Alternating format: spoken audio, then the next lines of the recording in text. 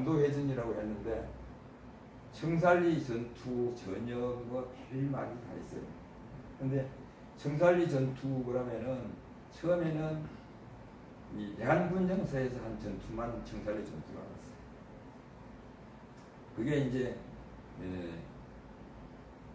그 이범석 장군 이분이 이제 해방 후에 그 국무총리까지 하셨잖아요.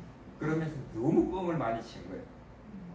예, 너무 공간을 많이 쳐가지고 대한군정서 위주로 이렇게 해놨기 때문에 이렇게 많이 뺐었는데 지금은 완전히 이렇게 다 고쳐졌지. 그런데 이분이 얼마나 뻥을 많이 쳤느냐면은 예, 청설리 전투 하러 가는데 대한군정서 이동하는 그 대호가 2km를 늘어서가지고 군인들이 가는데 수레가 180대 끌고 갔다는 거예요. 그럼 그 밀림 지역을 통과해서 가면서 180대 예, 수레를 끌고 그 장사진을 이루고 거기에 가면은 다 노출되는데 어떻게 그게 가능했겠어요? 그 정도 뻥을 많이 치시고요. 어쨌거나 예, 일본은 한국의 무장 세력이 자꾸 커지면서 국내 시기에 와서 집적거리고 하니까 불안을 피게 느낀 거죠. 그래서 2000년 5월부터 간도지방 훈련선이 초토계획을 세우고 세우게 됐고, 그 다음에 대한군정서는 곧 있을 이제 그 일본과의 그 접전을 대비해가지고 무력을 지연히 확충하고 대내외적으로 굉장히 그 단합하고 서로 격조하고 하는 그런 체제를 유지했습니다. 이게 이제 중국 군대한테도 잘 보여야 되니까 서로 이렇게 대접도 하고 이렇게 하면서 신세를 유지하고 서로 군중사로 연락도 잘하고 대한독립군 이훈군도 되죠. 도덕부, 최진동 이런 협력 체제를 계속 유지하고 그렇게 해왔는데 동고동 전투가 청살리 전역을 촉발시킨 건 단초가 됩니다. 그게 이제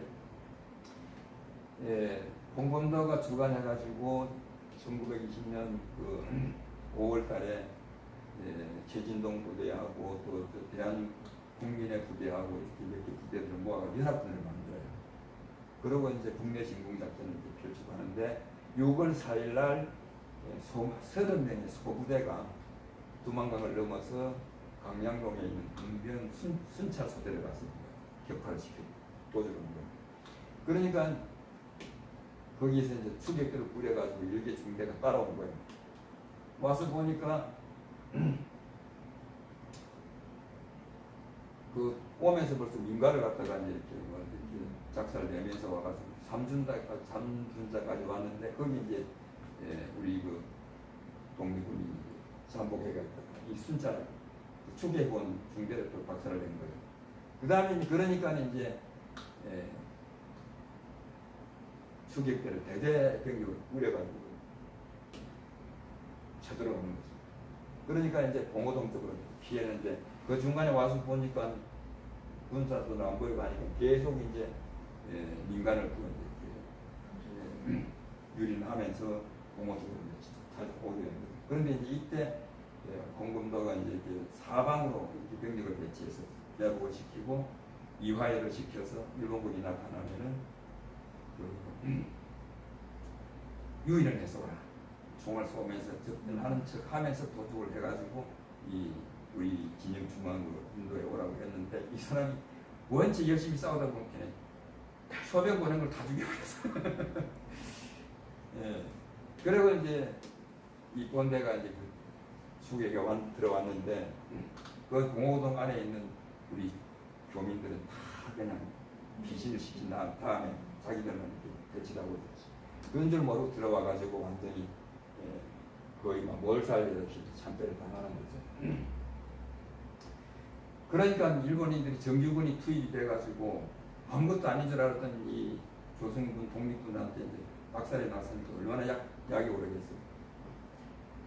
그러니까 이제 이걸 빨리 이제 원령선이 초토기획을 실행을 해야 되는 거예요. 중국에 압력을 넣는 거예요. 독립군을 초탄하는 데 애들이 같이 하자고 하니까 중국이 아니 조선 독립군이 입술 역할을 해주는데 입술이었으면 이가 시리잖아요. 근데 자기들이 그걸 막을 이유가 없잖아요. 그러니까 얘의 대답만 하고는 실제로 그 도움을 안 주고 있다가 이걸 이제 당하고 나니까 방위 압력이 강할 거예요. 강한 압력이 들어올 거예요. 그렇게 할 수 없이 같이 그 독립을 토벌하는 걸로 하고, 그 다음에 이 사람들이 토벌하러 가는 게 아니고 미리 독립군들한테 가서 우리가 며칠 날 토벌하러 갈 테니까 부대를 빨리 빼시고 이동하시고 알려주는 거예요. 거기 다 이동하고 난 다음에 가서 빈집만 부수는 거예요. 그러니까 몇 분이죠. 그런 상황에 이제 그 노령 지역으로 다시 이제 200명의 그 무기 운반대를 이끌고 나갔던 서일 중대 뒤늦게 오시게 되는데 9월 5일 날 그 장장님 부하 부대 200명이 북로군정선 대한군전선을 찾아와요. 부대 이동하라고 이제 찾아왔는데 김자진, 현창무 이런 분들이 이제 소를 잡아가지고 그 사람들에게 극진히 대접을 하죠. 그래서 기분 좋게 해가지고 6일 아침에 돌려보냈는데 7일 날 서일 중대께서 이제 무기를 가지고 기대를 하신 거예요. 그런데 이 상황을 이제 보고받고는 부랴부랴 9월 9일 날 그 연성소 1회 졸업식을 거행을 하고 그 다음에 이제 이동하는 계획을 세우게 된 거죠.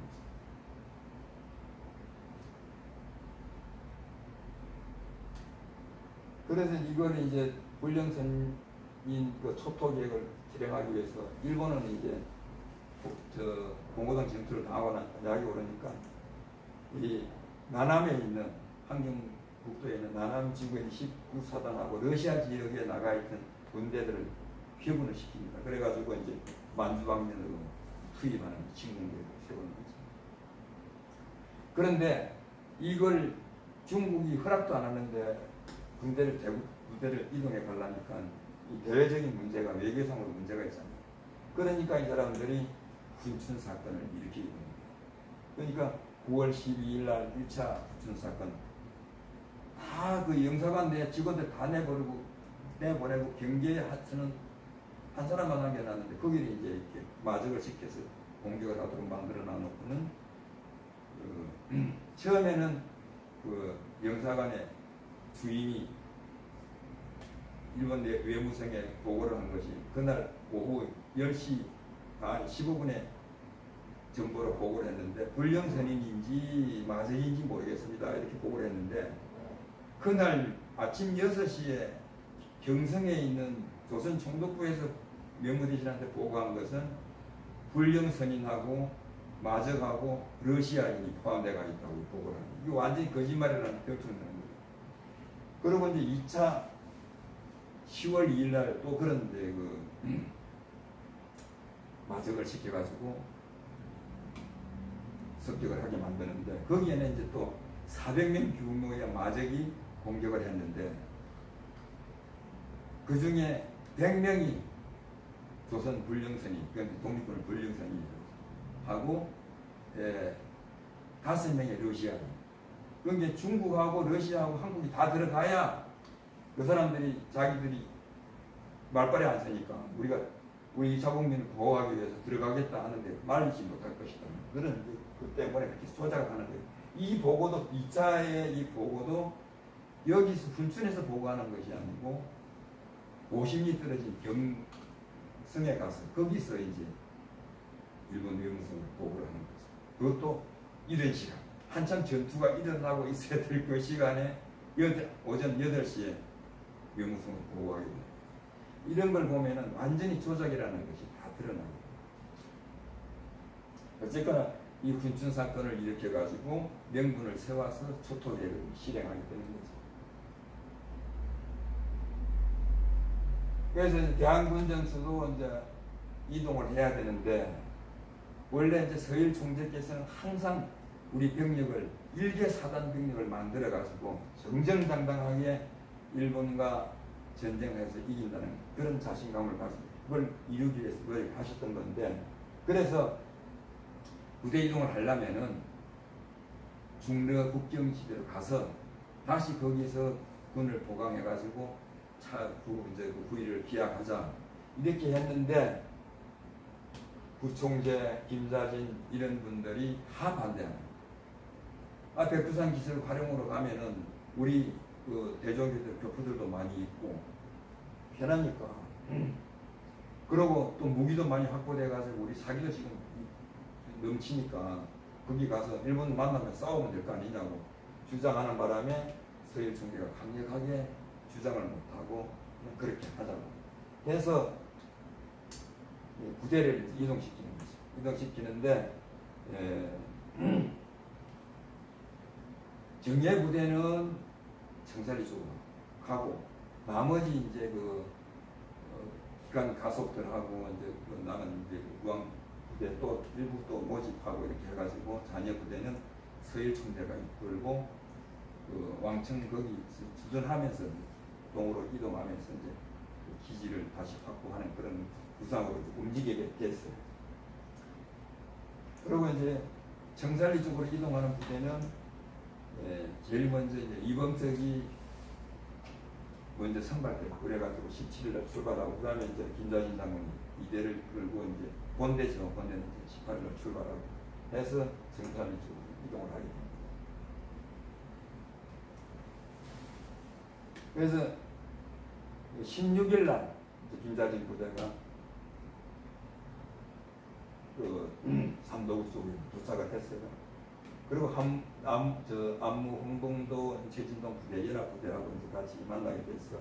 거기서 이제 회의를 하는데 연합 회의를 하는데 처음에는 또 이 구총재가 지금 괜히 전쟁 일으켜가지고 분란 일으키면 오히려 일본 군들이 많이 투입돼가지고 할 수 있으니까 우선 좀 관망을 하자. 우선 피하자. 이래가지고 비전책을 써서 그런 전투를 안 하기로 하고 무슨 수매기를 했는데 가만히 보니까 이놈들이 오면서 군대와 군대에 전투하는 것이 아니고 오면서 한인부라고 다 이게 쑥대밭을 만들면서 오거든. 이게 완전히 초토작전을 전개를 하고 있는 거예요. 그러니까 그렇게 할 수가 없는 거예요. 그래서 다시 이제 계약을 해가지고 그럼 바로 맞아서 싸우자 해가지고 이제 연합군 편성을 합니다. 1년 되는 홍범도가 6개 중대를 맡고 2년 되는 이제 김자진이 중앙에서 2개 대대를 편성해서 맡고 3년 되는 최진동이 맡아서 6개 중대를 맡기로 했는데 어떤 연유에서인지 제가 모르겠는데 어쨌든 최진동은 여기서 참여를 안 하고 병력을 빼버립니다. 그래가지고 다시 원래 군청 쪽으로 이동을 해버렸죠.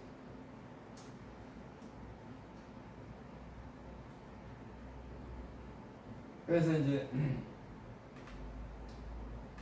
대궁평 전투 여기가 이제 대한군 전투하고 일본군하고 1920년 6월 때부터 10월 21일 날 제일 첫 번째 전투가 여기서 일어납니다.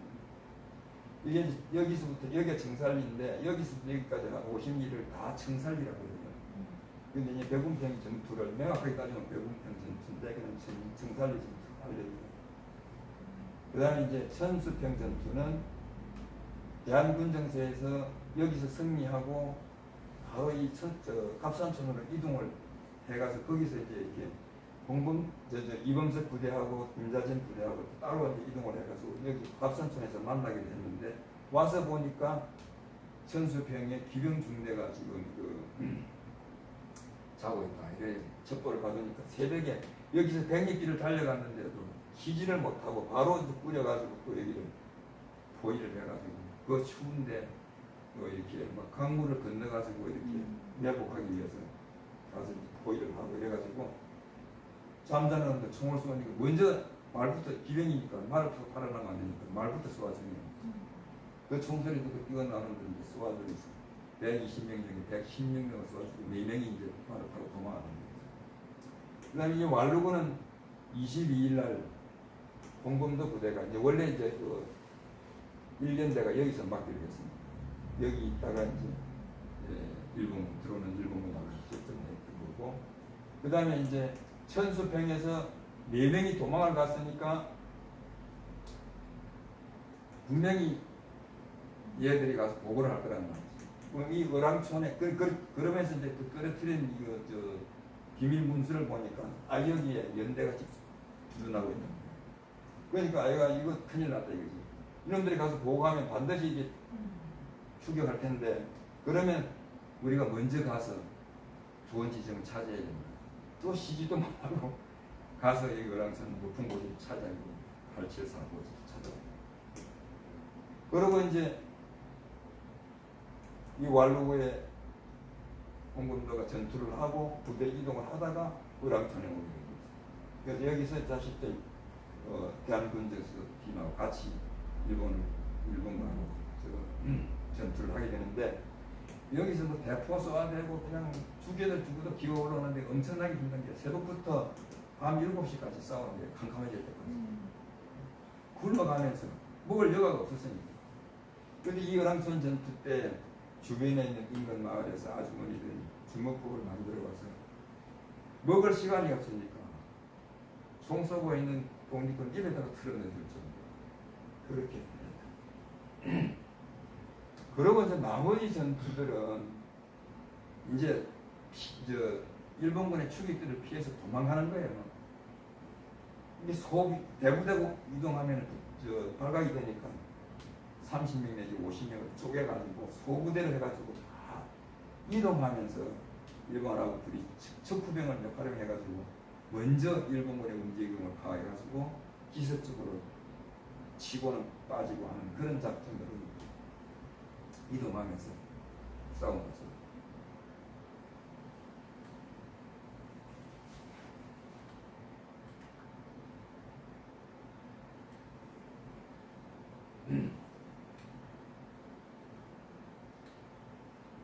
이게 이제 청산리 전투할 때 이범석 장군이 이제 그 작곡 작사를 한 건데 기전사가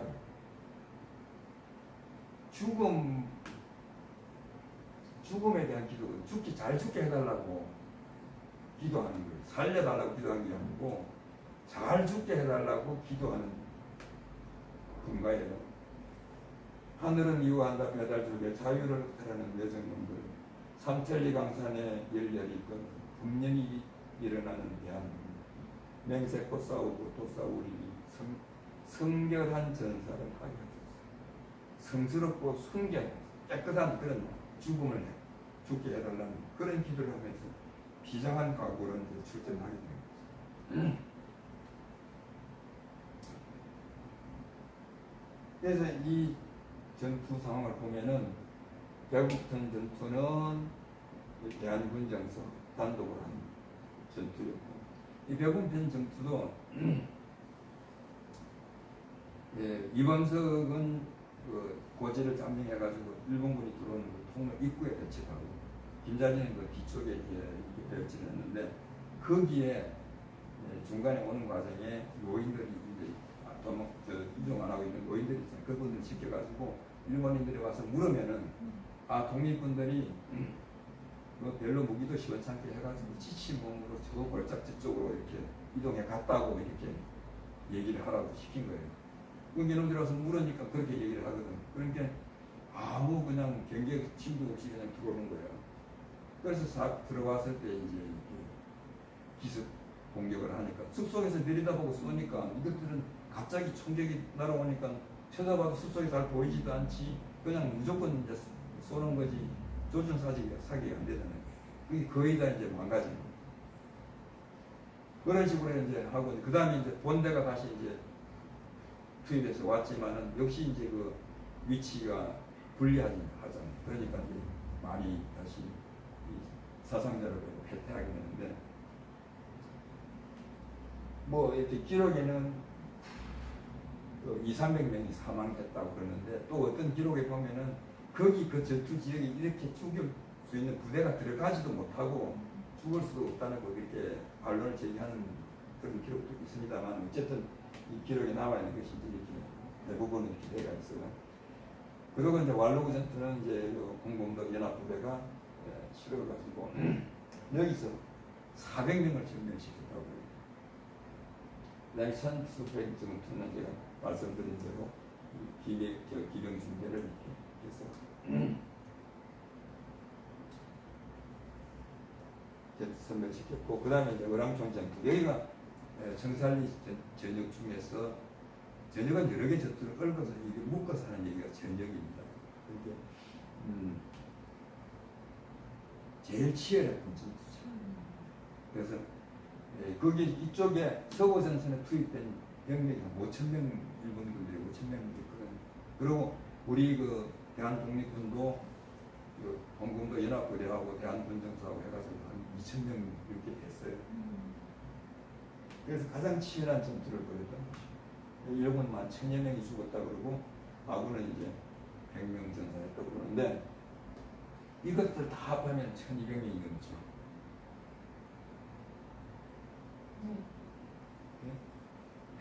그 2,000명 가까이 되잖아요. 그러냐 맹개골 뭐 만기고 이것도 이제 대한군정서 소규모 그 부대가 이제 이동하면서 기습 유격전을 하고 이제 빠져나오고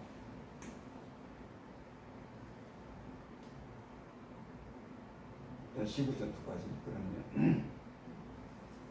전보산 전투는 이동하다 보니까 그 대한군정서 소부대하고 이원석 부대하고 이렇게 같이 이 은동강을 수비하는 일본 수비대를 공격을 두 차례 공격을 하고 그 다음에 이제 일본군이 그 지원 요청을 하니 일개 대다가 다시 지원이라고 하는 그런 상황이었는데 치고는 막 도망을 했습니다. 도주를 했습니다.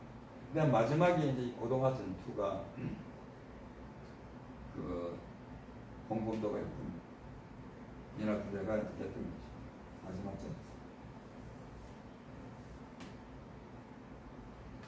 그런데 이 전체 그 청산리 전역의 그 성과를 놓고 전사자, 뭐 부상자 이런 거 통계를 보면 기록마다 다 틀리고 일본은 완전히 축소해가지고 몇 명 안 죽은 걸로 이렇게 하고 또 중국이 발표한 거하고 또 우리나라가 집계한 거하고 또 많은 차이가 있어요.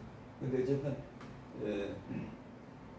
독립신문 이제 그 임시정부 그 기관지라고 단어가 없잖아요. 독립신문을 보면 김자신 씨 부하 600명과 홍범도 씨 부하 300명은 대소전쟁 10여에 걸쳐 외병시간 200명을 사살했다고 보도를 했어요.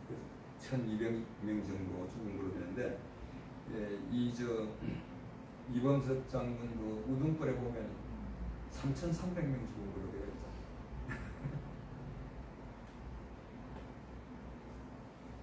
그래서 지금은 이제 우리가 청산리 전투만 있는 것인 줄 알았는데 동부전선에 전투가 있었던 거예요. 그러니까 서부전선은 연길전선 쪽 활용은 지역 여기 한인 정착촌이 한인들이 많이 살고 있는 지역이죠. 그게 뭐 인적 물적 공급이 원활한 그런 지역이었고 그 다음에 이제 이 공격하고 수비가 무리한 그런 지역이에요. 근데 동부전선은 이제 권춘현 동북부와 왕청현 동북부인데 여기는 원래 그 독립군 부대들이 많이 그 있던 본부가 있던 지역들이거든요. 여기 이제 뭐 권춘, 민해, 신민당군, 육로변경 뭐 이쪽에 이제 그 원래 기지 여기 대한군정서도 있고 또 각 단체 간부들이 여기 또 이렇게 수모가 있었고 이렇게 있던 거죠. 그래서 이 부대들을 다 합치면은 인원이 한 850명 정도, 800명이 남짓했는데 이 동부전선은 전략상이 매우 중요한 지역이에요. 알고 보면은 항일부대 원래 그 본부가 있는 기지가 돼가지고 그래서 그러다 보니까 그 주민들의 항일 정신이 높고 굉장히 조직화되어 있어요. 그리고 중국하고 러시아하고 변경지구이기 때문에 항상 항일 단체들이 왔다 갔다 하고 또 일본이 쳐들어오면 그쪽으로 러시아 지구로 피난할 수도 있고 용이한 지역이고 그 다음에 항일 부대들이 무기를 구입할 수 있는 유일한 장소가 이쪽이었거든요.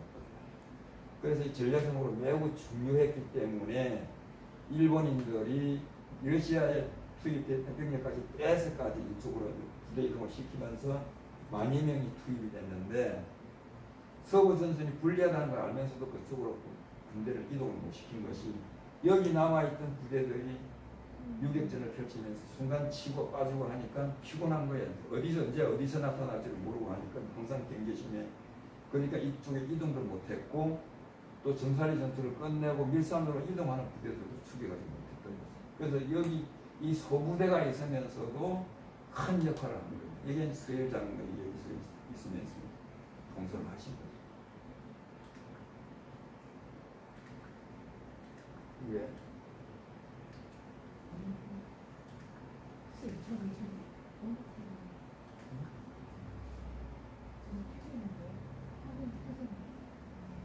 오른쪽으로 치워서. 아, 이렇게.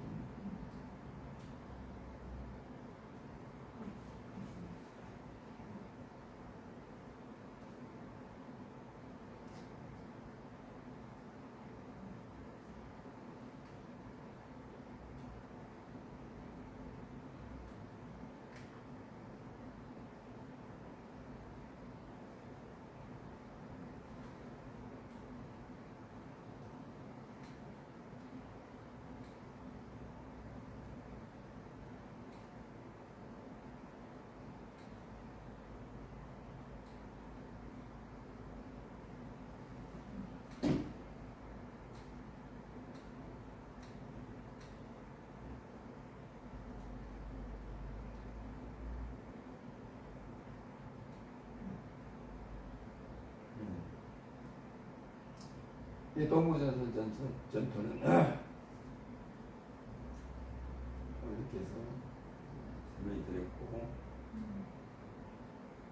그래서 이제 10월 23일 날 신입평 전투, 대한군전선 서해충돌을 직접 이끌어서 작전을 했는데, 이 동부전선 전투 상황에 대해서는 이렇게 있었다는 건데 정확한 이 내용이 잘 기록이 안 되어 있어요. 그래서 10월 24일부터 시작해가지고 12월 5일에 마지막 전투를 벌였는데, 이런 동부전선 전투가 있었는 것을 우리가 전혀 모르고 있었죠. 그래서 제가 정살리 전투로 서쪽에 있는 서부전선이라고 그러고 이쪽은 동쪽이니까 동부전선이라 해가지고 합쳐서 간도해전이라고 이렇게 얘기를 하는 거예요. 근데 전체를 다 아울러서 얘기를 하는 거고, 정살리 전투를 갖다가 대군평 전투 하나만 가지고 얘기했던 것은 이제 이광석 장군이 그렇게 했기 때문에. 그런데 그게 정살리 지역에서 이루어졌던 건 그거 하나뿐이니까 그게 정살리 전투라고 했던 거죠. 그런데 지금은 이제 그 전체를 다 아우러서 청살리 전역이라 그러면 그 주변에 있는 전투까지 다 아우르는 것이고, 이게 간도 해전 그러면 동부전선까지 다 아우르는 그런 얘기를 하게 되는 거죠. 이 정살리 대첩의 그 평가는, 이 보면 이제 이 성과들이 한국인이 발표한 거는 2,200명, 이건 이제 서일 총재가 임시정부에 보고한 내용 그대로니까 이렇게 있고, 중국인이 이제 발표한 것은 일본군 손실이 1,300명이라고 했고, 일본 영사가 얘기한 거는 연대장 1명, 대대장 2명, 중대장 5명, 소대장 9명 이렇게 전사하고, 하사관이 한 900명이 죽었다는 얘기, 축소해서 얘기를 했죠. 어쨌거나 한국의 무장부대가 연합을 해서 일본 정규군을 격파했다는 것이 대단히 큰 의의가 있는 거죠.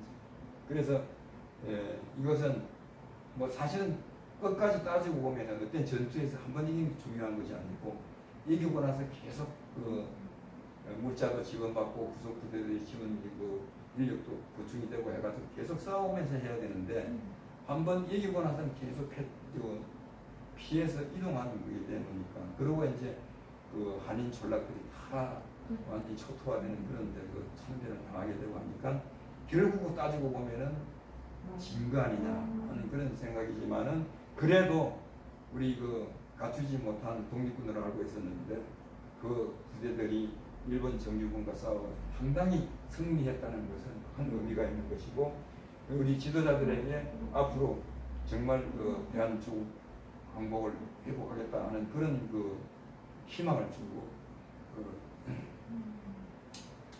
용기를 주는 그런 점까지.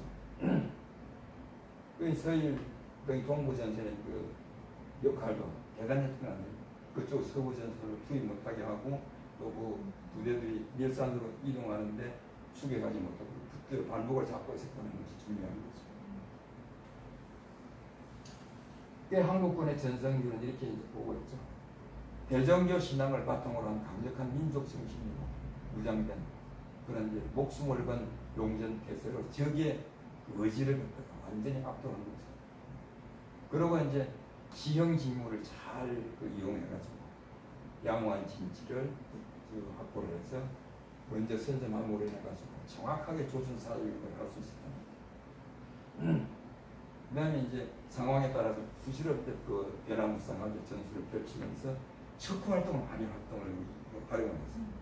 척후병을 잘 활용해가지고 또 이제 민간인들을 이용해가지고 또 이렇게 기만 작전도 쓰고 하면서 그 유기적인 연합 체제를 유지하면서 승리를 했다. 그리고 이제 또 한인 사회가 그 포가 쏟아지는 그 빗발 짙은 총알 속에서 그 아주머니들이 용감하게 주먹밥을 가져와가지고 입에다 넣어줄 정도로 했으니 그 병사들이 싸움에서 얼마나 힘이 나겠어요. 이런 것들이 이제 그 일본을 이길 수 있는 이유가 아닌가 이렇게 보는 거죠. 그러고 나서는 이제 모든 정설리 전역에 다 반도해전을 끝낸 그 병력들이 12월 달에 밀산 지역으로 다 일본의 추격을 피해서 이동을 하게 됐는데 거기에 이제 가서 또 서일 총재가 격고문을 발표합니다. 그래서 모든 독립군들 하나로 뭉쳐야 된다 이렇게 해가지고 하니까 서일 총재에게 별로 감정이 안 좋았던 국민의 그 구춘선 회장까지도 그래서 타의 부대들이 이렇게 호응을 해가지고 독립군단을 부리게 되고 또 이제 서일 총재께서 이제 총재를 추대를 받고 부총재는 이제 홍범도, 김자진 이런 분들이 이제 조성아 이 세 분이 다 총재를 받고 그래서 3,500명의 병력으로 이렇게 군단을 꾸렸는데 그게 3,500명이 그 밀산 지역에 우린 한인촌이 많이 있다고 하지만 그 3,500명이 갑자기 갔는데 겨울에 그게 수용이 됩니까? 그리고 또 한때 또 이렇게 모아서 이렇게 할 수도 없고 삼성모고 흩어져 가지고 가정마다 다 흩어져 가지고 이렇게 하는데 그게 보통 어려운 게 아닙니다. 거기 뭐 굶주리고 걸벗고 하는데 원래 북로 군정서만 대한군정서만 해도 그 정살리 집을 이동할 적에 이게 군복이 제대로 안 돼가지고 다른 부대보다 늦게 출발을 했는데 그게 기록에 보면은 절반밖에 보급이 안 돼가지고 하의를 동복을 입으면 상의는 하복을 입고 상의가 하복이면 하의는 하복을 입고 이랬다는 거예요. 그러니까 얼마나 춥고 배고픈데 여기서 견디지를 못하는 거죠. 그러니까 또 마침 러시아 쪽에서는 벼브코를 보내는 거예요.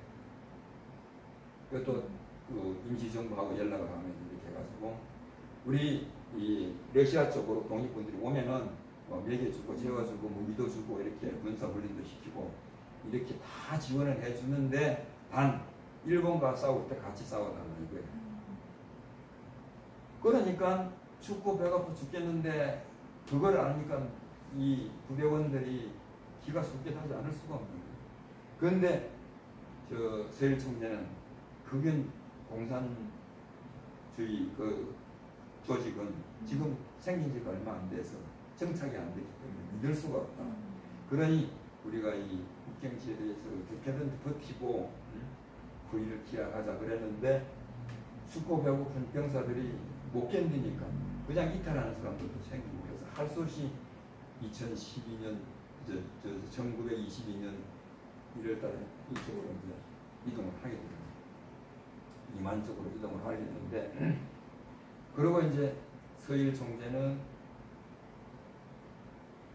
일산 단백질을 남게 됩니다. 근데 어떤 기록에서는 넘어갔다 다시 돌아왔다고 하는데 일단 뭐 나중에 그것도 보면은 그쪽에 또 이 독립군 총회를 또 만드는 게 있어요. 독립단을 만드는 게 있어요. 거기에도 뭐 서울이 또 참여를 하거든요. 근데 거기 있다고 넘어갈 수 있는 거고 거리는 그런 문제가 없는데 어쨌든 예, 저희 강백진에 남게 되는 것은 러시아로 넘어갔던 병사들이 다시 넘어오면 또 이렇게 먹여 살려야 되고 그렇게 이제 부위를 소모하기 위해서 농사를 한 4, 50명의 병사를 가서 농사 지으면서 다시 이제 그 예, 군대를 보강하면서 부위를 기약하는 그런 기획을 하고 있는 거죠. 그러면서 남고 이제 넘어 보냈는데 이제 저기 넘어가니까 러시아 지역에 또 독립군이 있잖아요. 거기도 이제 그 박일리아파 그 사람들은 이제 그 상해파 여기서 넘어가는 이제 그 독립군 지도자들 그때 그쪽으로 다 포함이 되고 있는데 상해파가 있죠. 그리고 저쪽에 오하목 이르치 부처 그 사람들 자유시에 원래 근거지를 두고 있어 자유대대라고 하는데 그 사람들 파더라 서로 세력 다툼을 하고 그래서 누가 통수권을 가질 것이냐. 그런데 처음에 박일리아가 잡았어요. 그러다가 오하목이 고민테런에다가 아부려 해가지고 그걸 허락을 받아가지고 오히려 이제 오하목이 질권을 잡게 되는 거죠. 그래가지고 오하목이 이제 그 러시아 적색주의 볼세비키파에 이제 붙게 되는 거죠. 그래가지고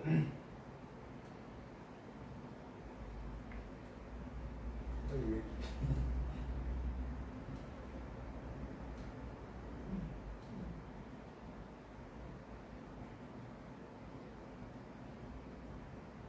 그게 이제 세력 다툼에 이제 돼서 오하목이 이제 다 자유시로 들어와라 그랬는데 들어가니까 무장을 해제하라. 근데 독립군들이 무장 해제할 하면 아무도 할 일이 없어요.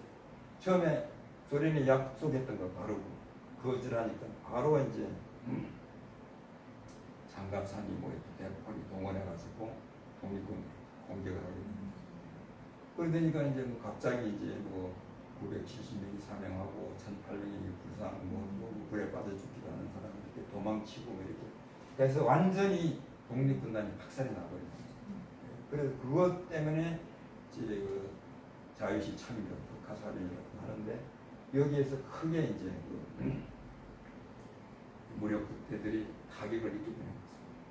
그리고 이제 김자진 장군은 그 자유시로 넘어가기 전에 이만해서 벌써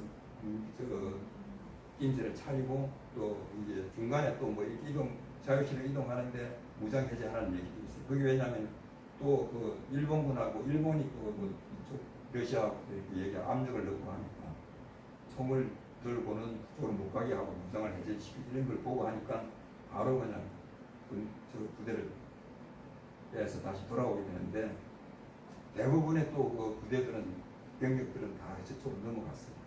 그리고 이제 한 300명 이내 이제 군사들이 이렇게 왔는데 서일 총재가 여기서는 다 안 되니까 우선 이제 동병제로 고향으로 다 돌아가서 농사 짓고 있다가 소집하면 오라고 해서 다 돌려보내고 그때 이제 김자진 장군하고 헤어지게 되는 거죠. 그런데 자유시 참변을 당하고 6월 28일 날 그랬는데 또 이제 8월 26일 날 토비들이 와서 강백진에 와서 습격을 해가지고 거기에 주둔해가 있던 그 병력들을 완전히 또 이렇게 사살을 해버리고 다른 마을에 포교차 나가 있던 서일 총재가 그 얘기를 듣고 와서 봅니다. 완전히 다 초토화되고 그러니까 몇 남지 않은 병사들하고 대책을 논의하면 별표할 수가 없는 거예요.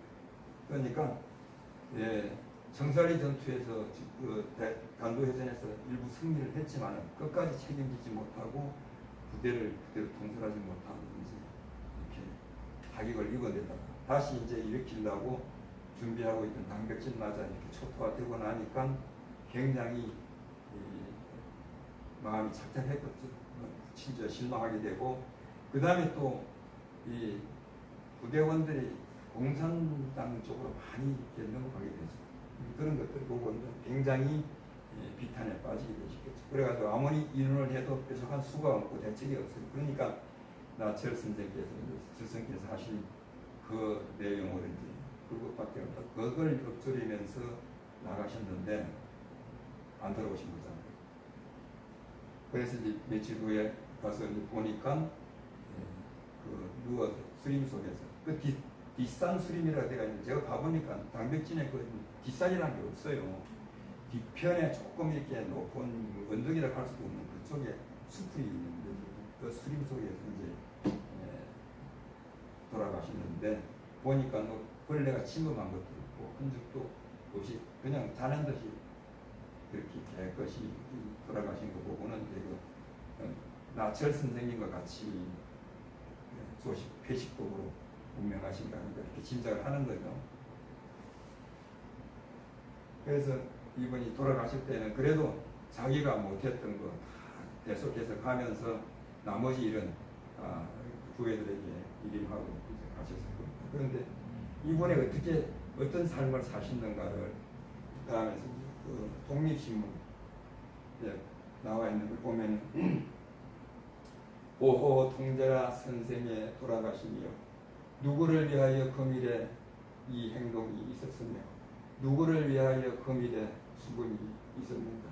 선생의 한 행동은 과연 2천만 독부의 자유선임을 위하였으며 선생의 한 번 죽음은 또한 13의사와 수백 양민의 무고 피해함을 위함이시니 하나의 움직임도 나라를 위하였었고 하나의 죽음도 동포를 위함은 곧 선생의 높은 의리와 덕으로 그 자기의 목숨을 자기의 목숨으로 여기지 아니하시고 오직 동포의 생명으로 곧 자기의 목숨을 삼으시니 동포의 죽음과 삶으로 곧 자기의 사생을 정하였으므로 그의 산도 백성을 위하여 따랐으며 그의 생명 산도